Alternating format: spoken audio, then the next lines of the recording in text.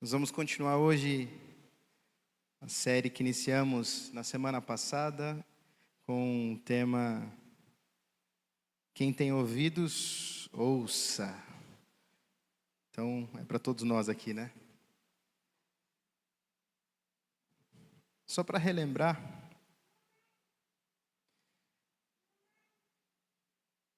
na semana passada nós falamos sobre a igreja que estava reunida em Éfeso. E aí a gente deu uma olhadinha num mapinha aqui, que nos dá um pouquinho melhor um senso de onde isso tudo acontece. João está em Patmos, onde ele tem uma visão do Senhor, e ele escreve cartas que o Senhor direciona a 7 igrejas. Nós já passamos pela igreja de Éfeso, e hoje a gente vai até Esmirna, e depois a gente vai dar um pulinho em Pérgamo também, né? Então esse vai ser o nosso passeio de hoje, mas só para você se lembrar. Na última semana nós exploramos a carta à igreja em Éfeso. Primeiramente nós falamos sobre a relação de Cristo com a sua igreja e o fato dele conservar em suas mãos a sua igreja, o seu povo. Não apenas isso, ele também caminha em meio aos seus.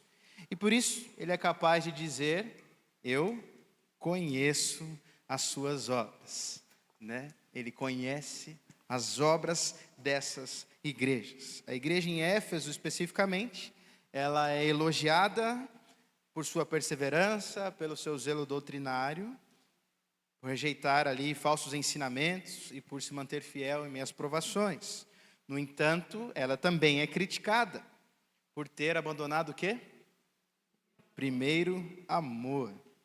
Substituíram a devoção genuína por uma preocupação excessiva pelas obras, pela doutrina. Então era necessário parar, se lembrar de onde havia caído, se arrepender e voltar para o lugar onde o Senhor tem primazia. Isso é um detalhe importante. Primeiro amor fala sobre esse lugar onde o Senhor tem primazia, onde Ele é o primeiro, ok? Não tem a ver com cronologia, com você voltar até os seus 15 anos, quando você teve uma experiência com Jesus e amar Ele, assim como naquele momento, porque espera-se que o seu amor tenha amadurecido até aqui.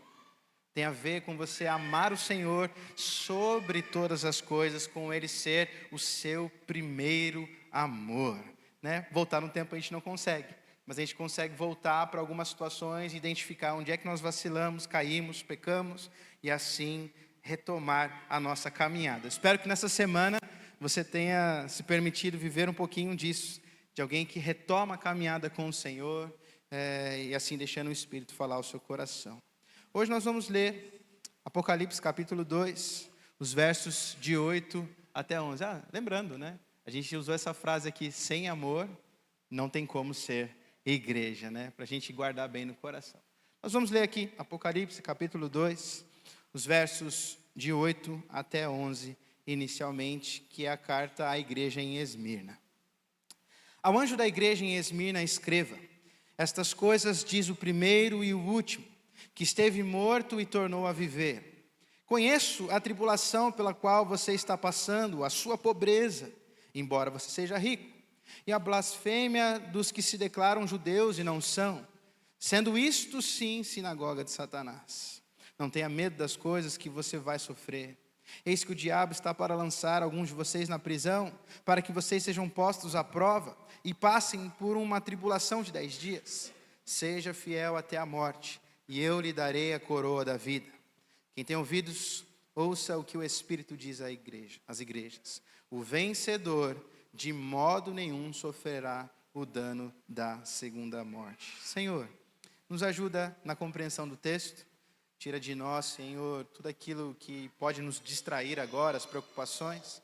E preenche o nosso coração, Pai, com aquilo que é a Tua vontade, revelada por meio das Escrituras. Nós assim oramos em nome de Jesus. Amém. Bom, Esmirna é a segunda igreja que nós vamos estudar. É uma das igrejas que não recebe nenhuma repreensão de Jesus. Coisa boa, né? Recebeu uma carta E só tinha elogio e sugestões, não tinha repreensão. Na realidade, ela é encorajada a perseverar em meio à perseguição. Já está sendo perseguida, vir ainda uma crítica, uma coisa assim, é complicado. Né? Esmirna atualmente se chama Izmir, uma cidade portuária na Turquia. Naquele tempo, ela era dominada pelo Império Romano. Tem um historiador e geógrafo do primeiro século, historiador ali da Grécia Antiga, chamado Estrabão, e ele diz o seguinte, que essa cidade ela era bem estruturada. Ela tinha ruas pavimentadas, olha só, para esse tempo, né? Ela tinha uma grande biblioteca, ela tinha um ginásio, e ela tinha até mesmo um santuário, mas não dedicado ao Deus vivo, né? Dedicado a Homero. Uma curiosidade aqui, vou abrir um parênteses, né? Homero, ele é considerado um dos mais importantes poetas, né, da Grécia Antiga. Ele é autor de 2 obras que provavelmente vocês já ouviram falar. Alguém sabe? Só não pode ser a Fátima. Odisseia e Ilíadas, de Homero, né?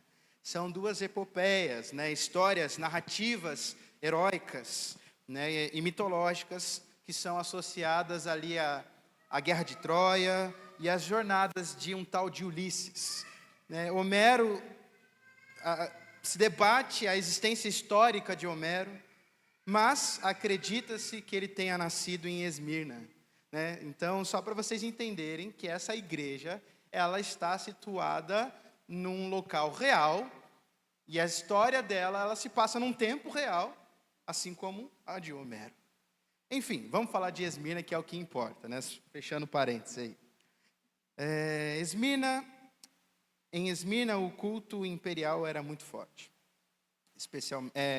A adoração ao imperador. E essa lealdade ao imperador, ela cria para os cristãos um ambiente hostil. Porque, afinal de contas, eles se recusavam a participar desses cultos ao imperador. E, frequentemente, eles eram levados à perseguição e discriminação. Então, você tinha, sim, templos cristãos, entre outros, mas o que era predominante naquela cidade era esse culto imperial, o culto ao imperador, e os cristãos que se recusavam eram perseguidos e discriminados. Tem um bom exemplo dessa perseguição, um homem chamado Policarpo. Policarpo, a gente não tem foto daquela época, mas ele tem mais ou menos essa carinha aqui, olha só. Esse é o Policarpo de Esmirna. Ele foi um dos primeiros líderes do cristianismo primitivo. Ele viveu com o apóstolo João, o autor de Apocalipse, né? E foi bispo da igreja em Esmirna, mas também se tornou o primeiro mártir com ata registrada. O que significa isso? Haviam outros mártires, né? Os apóstolos, por exemplo. Tem 11 antes de Policarpo. Mas a morte de Policarpo, ela é registrada em ata, né? E se passa em, se eu não me engano, 13 de fevereiro de 155. Um negócio assim, né? Devia ter notado essa informação. Né? Um dos fiéis ali de sua igreja, ele faz o registro da sua morte. Porque ele se recusou a renunciar à sua fé em Cristo. Eu quero contar um pouquinho dessa história de Policarpo para você. Sei que vocês estão aqui para ouvir sobre a palavra de Deus, mas esse homem vive num momento que Esmirna recebe essa carta. Ele vive nesse momento da perseguição da igreja. Policarpo, ele recebe uma notícia de que ele seria perseguido. Ele quis permanecer na cidade que ele estava, mas os seus seguidores, os seus discípulos ali, as pessoas da sua igreja, aconselharam que ele se retirasse. Afinal das contas, ele segue o conselho desse povo, se retira para uma pequena casa de campo. Gente, vai imaginando essa história. Então imagina esse senhorzinho aí, recebendo uma notícia e agora fugindo para uma casa de campo. E ali ele permanece com alguns poucos amigos. E como de costume, esses amigos dizem que ele tinha ali tempos grandes de oração, em que ele orava pelas pessoas e por toda a igreja. 3 dias antes dele ser preso, enquanto ele orava, ele recebeu uma visão. Uma visão de que o seu travesseiro estava pegando fogo. Imagina, o travesseiro dele pegando fogo. E aí ele foi e contou para aqueles que estavam com ele. Eles se transferiram da casa que estavam para outra casa. Os perseguidores chegaram nessa antiga casa, mas não encontraram ele nesse antigo esconderijo. Mas tinham 2 jovens ali, e eles levaram esses 2 jovens, torturaram esses 2 jovens, e um deles relatou e conduziu eles até a localização atual de Policarpo. Então, gente, esses perseguidores chegam pela noite onde Policarpo estava, já deitado, num quarto no alto da casa. E, embora ele ainda pudesse fugir, ele escolhe não fugir. E ele desce dizendo assim: seja feita a vontade de Deus. E quando ele desce para encontrar com os seus perseguidores, imagina isso. Os perseguidores ficam espantados com a idade avançada dele. Então é isso mesmo, é um senhorzinho barbudo sendo perseguido. Policarpo, ele oferece comida para os seus perseguidores. Eles sentem à mesa, bebam, comam à vontade, antes de me levar, deixem com que eu ore pelo menos durante 1 hora. E aí os caras deixaram. Imagina, uma jornada, cansado, foram comer ali. E de pé, ali mesmo onde ele estava, Policarpo, ele começa a orar, e ele foi tão repleto da graça de Deus, que ninguém interrompeu ele, ele ficou ali 2 horas. Então o povo comeu e ficou ali, perplexo com o que estavam vendo. E os relatos são de que aqueles perseguidores, alguns deles, se arrependeram de estar perseguindo aquele homem cheio do amor de Deus. Era palpável, era nítido o amor de Deus na vida de Policarpo. Enfim, ele termina a sua oração e ele é conduzido para a cidade. E aí vem de encontro com ele o chefe da polícia daquele tempo, chamado Herodes, e Nicetas, que é seu pai. E eles colocam o Policarpo dentro de um carro e vão conduzindo ele até um estádio, onde ele seria julgado. E eles tentam persuadir o Policarpo a abandonar a sua fé. Você é um senhor. Abandona a sua fé, vive o resto dos seus dias. Mas ele permaneceu calado. Calado. Eles insistem. E até que ele diz assim: eu não vou fazer o que vocês estão querendo, vocês estão pedindo de mim. E eles ficaram bravos, porque falharam nessa tentativa de seduzir o Policarpo. E aí jogaram ele do carro. Imagina, a carroça, né? Levando eles, jogam o Policarpo senhorzinho, ele se fere, mas o Policarpo não foge. Ele segue o seu rumo até o estádio onde seria julgado. E quando ele entra num estádio, Policarpo, ele escuta uma voz forte dizendo assim: sê forte, Policarpo, sê homem.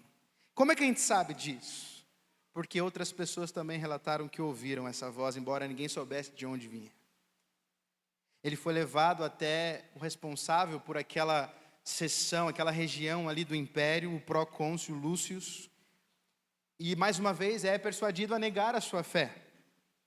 E gente, Policarpo, ele responde algo, olha só: eu o sirvo há 86 anos, e ele não me fez mal nenhum. Como poderia blasfemar o meu rei que me salvou? Olha só, persuadido, esse senhorzinho de 86 anos, ele junta suas forças e diz assim: eu sirvo o Senhor há 86 anos, e ele não me fez mal nenhum. Porque agora eu vou abandonar, eu vou blasfemar o meu rei, aquele que me salvou. E por mais que ele tivesse recebido o direito de se defender, ele achou que aquela multidão que estava no estádio, enfurecida, não era digna de ouvir a sua defesa. Mais uma vez, o procônsul, ele insiste e diz: olha, eu vou entregar vocês às feras. E Policarpo não muda de ideia, mesmo com a ameaça das feras. Ele permanece firme, despreza as feras, e então a sua sentença vem: Policarpo, você vai ser lançado às chamas, ao fogo. Gente, olha só. era costume pregar esses condenados, esses sentenciados, numa estaca. Eles eram pregados, para não correr o risco de saírem ali, né? Policarpo, ele pede para que ele fosse apenas amarrado. E eles vão lá, e ao atearem um fogo, os relatos são de um milagre, de um prodígio. O fogo, ele envolve todo o corpo de Policarpo, e as pessoas que ali estavam sentiram um odor suave, uma fragrância poderosa naquele lugar. E o fogo não consumia Policarpo. Até que um soldado, então, tira ali o seu punhal e vem, fere Policarpo. E aí o sangue é tanto que o sangue começa a apagar aquele fogo, e assim Policarpo morre. Não queimado, mas ferido por uma espada, por um punhal. Até a conversa é de que o procônsul ali falou assim: gente, vamos dar um fim nesse corpo aqui, senão os cristãos vão pegar e vão adorar esse cara. Porque não foi consumido pelo fogo, ele vai virar um Deus.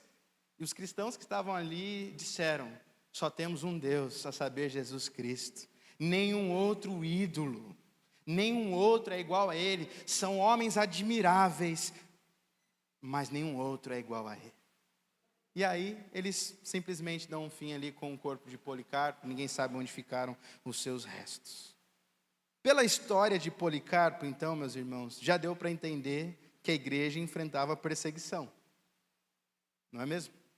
Olha o que aconteceu com um pastor dessa igreja de 86 anos. Que dó. Mas lá no versículo 8, Jesus ele refere a si mesmo como o primeiro e o último. Aquele que esteve morto e tornou a viver. E com essa afirmação, ele se identifica para aquela igreja como Deus eterno.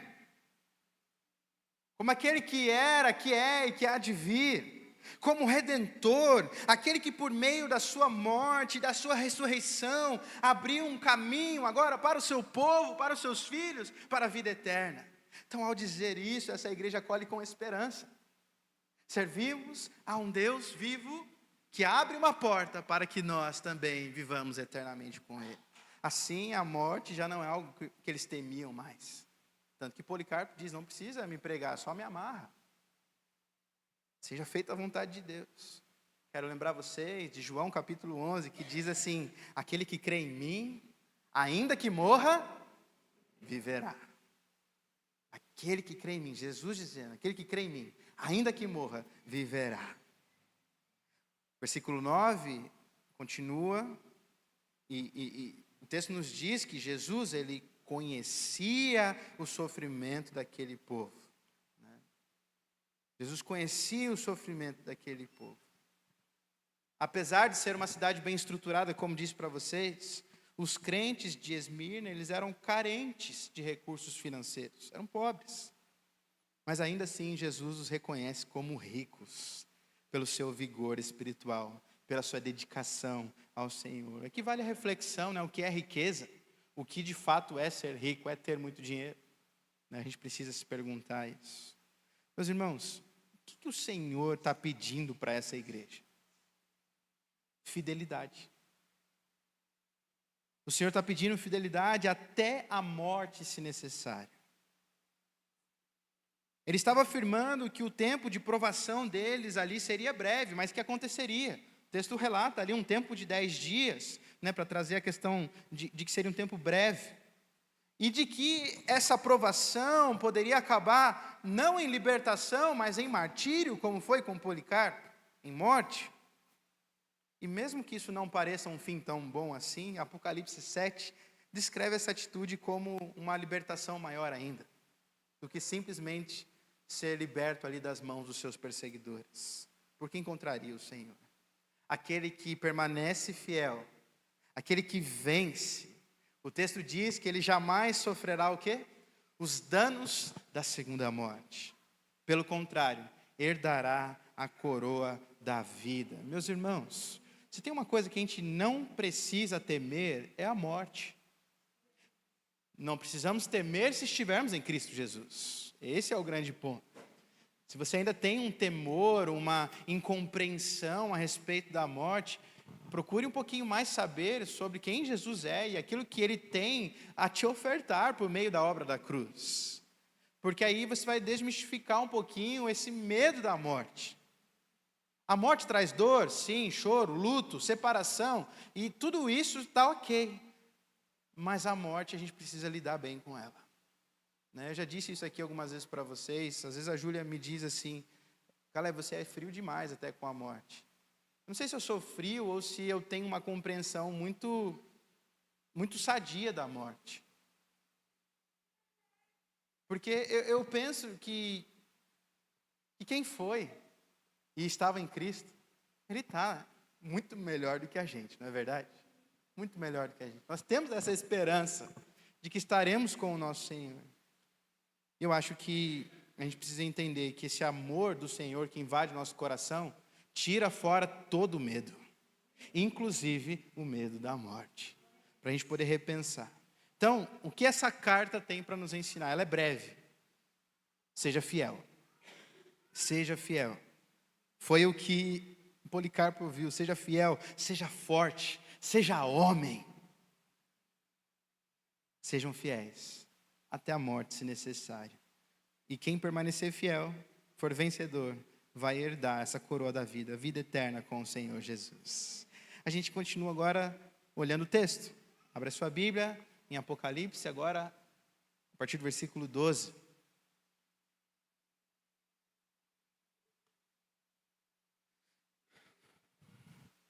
Ao anjo da igreja em Pérgamo escreva: estas coisas diz aquele que tem a espada afiada de 2 gumes.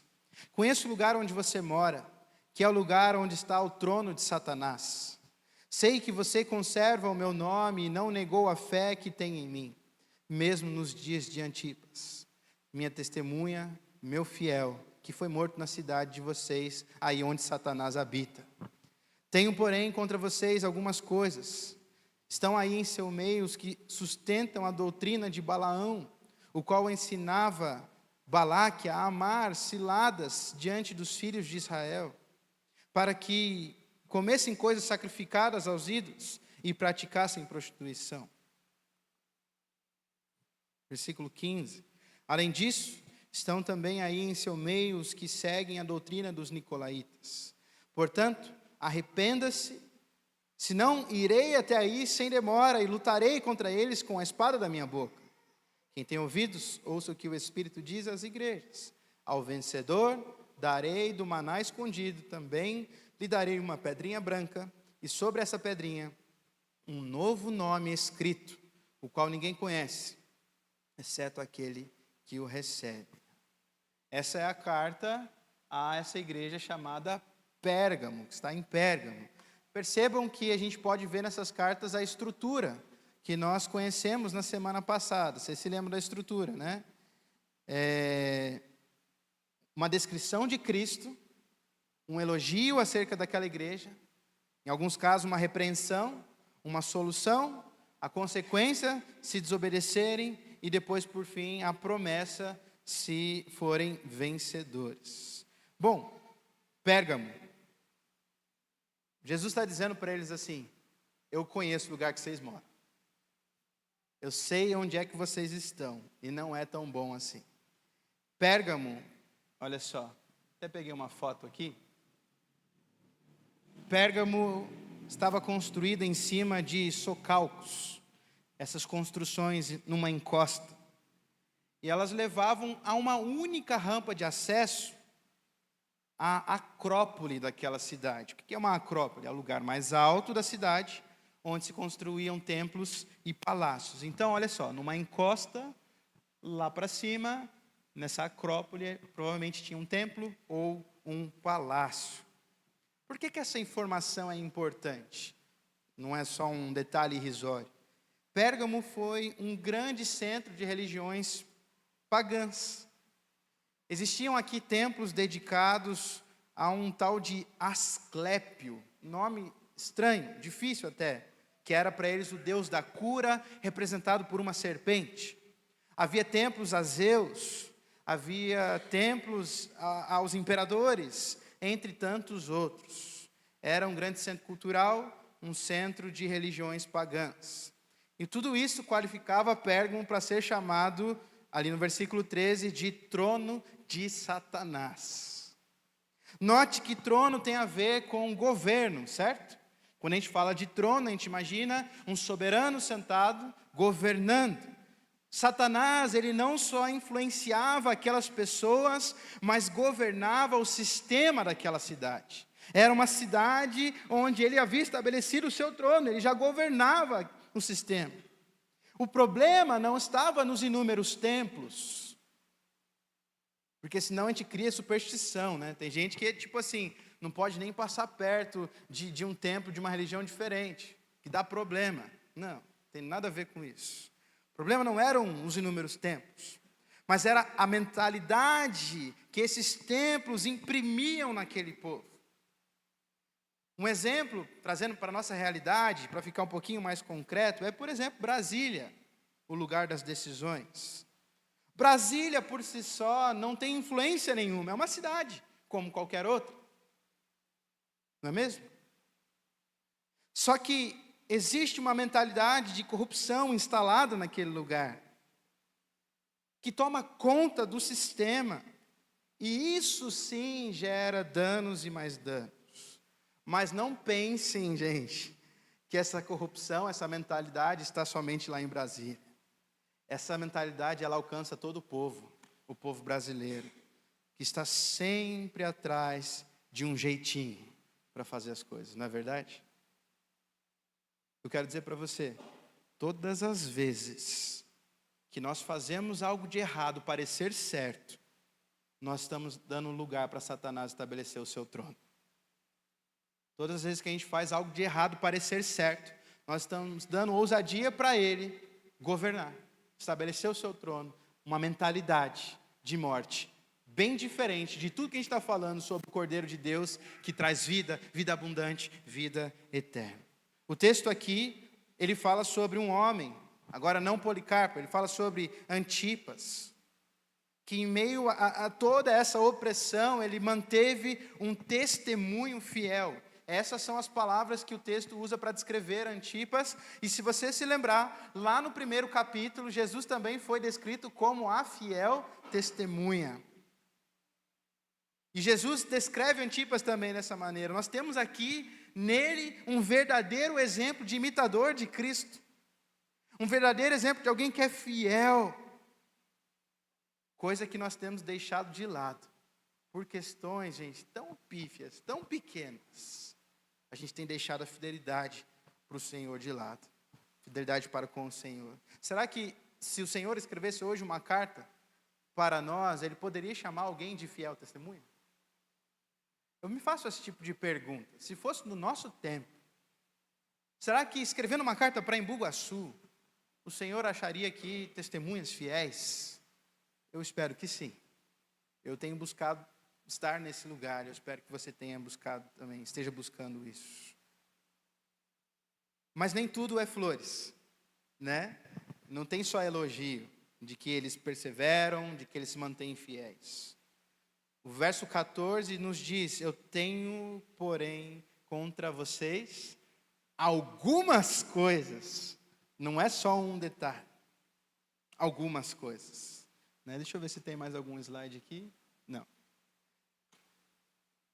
Apesar de toda a dedicação em se manter fiel, Pérgamo recebe essa crítica, porque a igreja ela estava tolerando em seu meio homens com práticas e doutrinas muito estranhas aos princípios do cristianismo.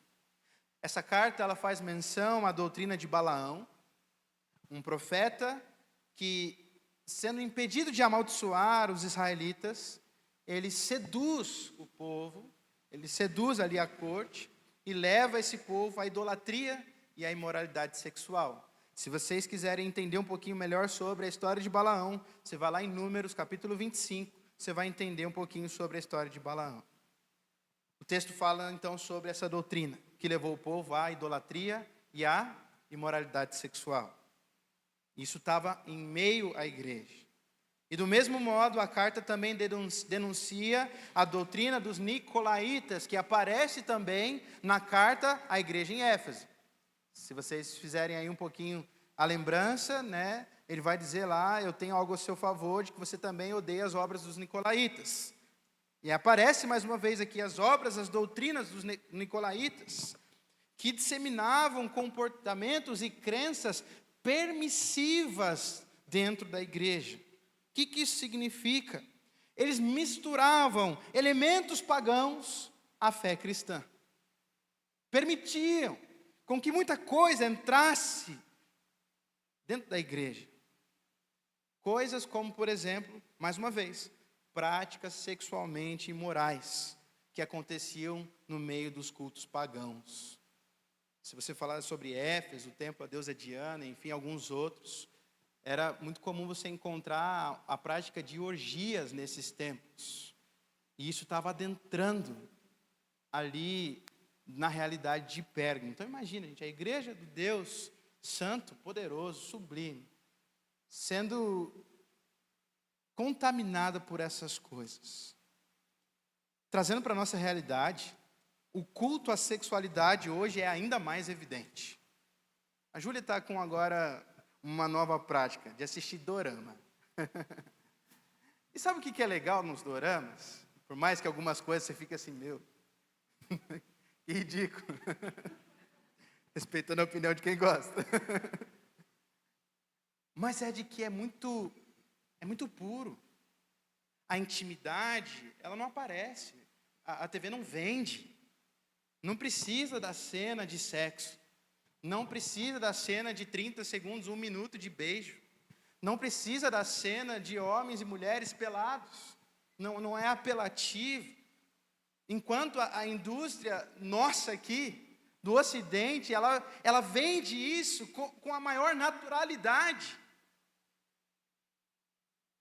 Prendem a atenção das pessoas por uma mulher nua que aparece. Por um beijo que talvez você deseje e não consegue, mas você sacia vendo alguém.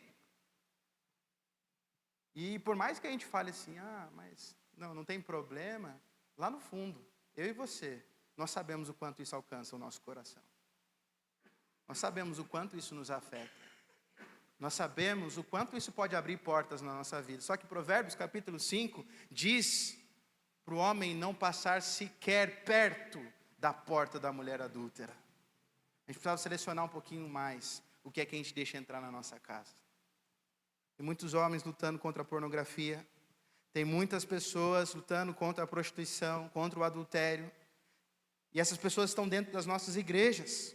Não é raro você ver escândalos de famílias pastorais, nem mesmo escândalos entre os fiéis. Os casamentos estão se acabando como se não valessem nada. Meus irmãos, quantos ainda têm pais casados? Quantos ainda têm pais casados? Poucos. Dá uma olhadinha nos seus amigos, quantos deles têm pais casados? O casamento não está valendo mais nada. E os números são assustadores. Sabe o que é mais assustador ainda? Essa mentalidade que se espalha, porque a gente deu um lugar para Satanás, de que os homens são assim mesmo. Só estava esperando a hora que isso acontecer, porque homem é assim, mulher pensa, muitas mulheres pensam assim. A gente não pode deixar essa mentalidade perpetuar em meio à igreja, porque a gente está vivendo uma geração de homens descontrolados, fracos, egoístas, que tem gerado filhos doentes e uma igreja impotente. Mas até quando nós ficaremos isentos? Até quando nós não falaremos nada? Versículo 16, o texto diz assim, arrependa-se. Cristo adverte essa igreja e diz assim, você precisa se posicionar logo. Vocês precisam lutar contra esses pensamentos, esses grupos das doutrinas de Balaão, das doutrinas dos nicolaítas, hoje desse culto à sexualidade. A igreja precisa lutar com a palavra que sonda o coração do justo, mas também julga a atitude dos rebeldes. Então, meu irmão, minha irmã, chega de viver uma vida apenas do sermão do domingo. Você precisa todos os dias do que esse texto vai chamar de maná escondido. da palavra de Deus alimentando o seu coração. Você quer saber como vencer a pornografia, como vencer a prostituição, o desejo pelo adultério? É se encontrando com a palavra do Senhor, é alimentando o seu espírito, é matando a sua carne, é não passando sequer perto da porta da mulher adúltera. Se você está vivendo uma situação como essa, meu irmão, minha irmã, não assista filmes que apelam para isso. Estamos chegando na época de Natal, tem tanto filminho bonitinho de Natal, vai assistir esses. Vai ver outras coisas, mas não passa perto da porta da mulher adúltera, pelo amor de Deus, porque você está colocando a sua família em risco, filhos doentes, desacreditados nos casamentos, desacreditados nas famílias, homens fracos, e consequentemente uma igreja impotente, homens que não têm mais coragem de tomar o seu lugar de sacerdócio, dizer algo e falar. Uma igreja que não tem coragem de corrigir, não tem coragem de instruir, não tem coragem de permanecer fiel, porque ele vai ficar de mal comigo. Não. Ou permanecemos fiéis à palavra de Deus e herdamos a coroa da vida e nos alimentamos do maná escondido, ou a gente vai se vender. E aí a gente não é tão diferente das indústrias que estão vendendo um monte de coisa aí. Elas só estão usando das suas forças para falar, mas a gente às vezes está ficando quieto. Simplesmente não fazer mal, gente, não é suficiente. Você precisa viver pelo Evangelho. Então, quem tem ouvidos, ouça o que o Espírito diz às igrejas. Aquele que for obediente, assim vencer, ele vai receber maná escondido, uma pedrinha branca e um novo nome. Ou seja, provisão, aceitação e uma nova identidade. Nós sabemos muito bem que o Senhor, Ele sustentou o seu povo lá no deserto com maná. E aqui, mais uma vez, Ele promete maná aos vencedores. As pedrinhas brancas, elas eram usadas como ingressos para banquetes, para eventos daquela época. Então, quando você era convidado para um evento da realeza, alguma coisa do tipo, um banquete, você recebia uma pedrinha branca. Ou seja, o vencedor aqui, ele tem permissão para fazer parte das bodas do Cordeiro, do banquete de Jesus. E por fim, o vencedor, ele recebe um novo nome, que sugere agora uma identidade em Cristo, conhecida apenas por Ele, o que sugere essa intimidade. Ele pode dizer, eu te conheço, eu te conheço. Um dos nossos costumes, como igreja metodista, a gente fala sobre usos e costumes, um dos nossos é ser respeitador das opiniões alheias. Mas até quando seremos indiferentes àquilo que nos toca? Práticas contrárias às do reino não podem ser acolhidas no nosso meio, meus irmãos. Esse texto, ele nos chama a resistir à tentação de misturar a fé com práticas que não têm nada a ver com a fé cristã. Ah, mas pastor, todo mundo faz. Hoje em dia isso é normal, não deem ouvidos para esse tipo de fala. Jesus, ele recompensa aquele que permanece fiel. Assim também como ele acolhe aquele que se arrepende. Nosso lugar não é do juízo, é o respeito. Se você pensa diferente de mim, ok. Esse é respeito, ele é devido. Mas aquilo que toca a igreja, aquilo que toca a vida cristã, existe um chamado, um apelo desse texto e muitos outros, em sermos pessoas que vão exortar, admoestar, corrigir, permanecer fiel. E talvez, nessa nossa fidelidade, alguns se arrependam e se encontram também com o Senhor. E aí, não só nós, mas esses que se arrependeram, vão também receber o maná escondido, vão também receber uma pedrinha branca, um convite, um ingresso para as bodas do Cordeiro, e vão receber também uma nova identidade em Cristo Jesus. Não sei como que você está, não sei como estão as suas tentações, não sei como é que está o seu coração, os seus olhos, o que é que eles têm olhado, o que é que eles têm procurado. Mas hoje você tem a oportunidade de se arrepender, de se lembrar das primeiras obras de amor, assim como foi sugerido lá para a igreja de Éfeso, e se colocar diante do Senhor com o coração quebrantado, com o coração arrependido. Eu quero convidar você a se colocar em pé, fechar os